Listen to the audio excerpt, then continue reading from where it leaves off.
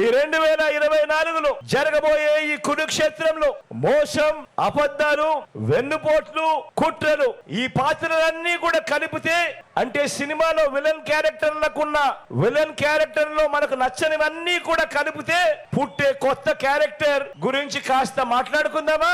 పుట్టే ఆ కొత్త క్యారెక్టర్ ఆ చంద్రబాబుని గత 4 నెలలుగా నేను కొన్ని ప్రశ్నలు అడుగుతూ వచ్చా. గత 4 నెలలుగా అడుగుతా ఉన్నా ఈ ప్రశ్నలు. అయ్యా, 14 ఏళ్ళు సీఎం గా చేసావు, 3 సార్లు సీఎం గా చేశానని చెప్పుకుంటావు. మరి నీ పేరు చెబితే పేదలకు గుర్తుకొచ్చే పథకం కనీసం ఒక్కటంటే ఒక్కటైనా ఉందా? అయ్యా, నీ పేరు చెబితే కనీసం పేదలకు ఒక్కటంటే ఒక్కటైనా నువ్వు చేసిన మంచి ఏదైనా ఉందా? 2 చేతులు పైకెత్తారా బా, ఇలా ఇలా ఇలా ఇలా ఇలా ఇలా ఇలా ఇలా ఇలా ఇలా అని నేను అడిగాను. 4 నెలలుగా ఇదే అడుగుతా ఉన్నాను. మీ ముందే, మీ సమక్షంలో ఇలా సిద్ధం సభలో లక్షల మంది ముందర ఇప్పటికే ఎన్నో సార్లు కూడా ఇదే అడిగాను. మరి చంద్రబాబు సమాధానం చెబుతాడా? పేదలకు ఆయన చేసిన ఒక్క మంచి అయినా, ఒక్క మంచి పథకమైనా, ఒక్క పేరైనా చెబుతాడా? నాకు చెప్పులేదు. సరే, కనీసం మీకైనా చెప్పాడా? పోనీ మీకైనా గుర్తుందా?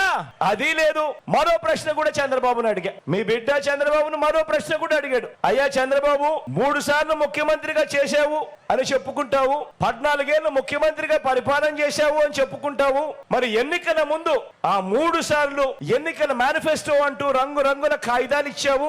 ప్రతి ఎన్నికల సందర్భంలోనూ ఈ 3 మేనిఫెస్టోలను ప్రతి సందర్భంలోనూ ఇచ్చావు. ఆ తర్వాత ఎన్నికలు అయిపోయిన తర్వాత ఒక్కసారైనా కూడా ఇలా నాలా పబ్లిక్ గా నీ మేనిఫెస్టో చూపించి, ఇదిగో నేను చెప్పిన మేనిఫెస్టోలో ఇచ్చిన హామీలు ఇదిగో నేను నెరవేర్చా అని కనీసం నీ మేనిఫెస్టోలో నీవు చెప్పింది కనీసం ఒక్కటంటే ఒక్కటైనా కూడా చేశాను అని చెప్పి కనీసం ఇలా మేనిఫెస్టోను పబ్లిక్ గా చూపించే కార్యక్రమం కనీసం ఒక్కసారైనా చేసావా? నీ 14 ఏళ్ల ముఖ్యమంత్రిగా పదవిలో ఉంటూ ఇలా 2 సార్లు ఇలా ఇలా ఇలా ఇలా ఇలా ఇలా ఇలా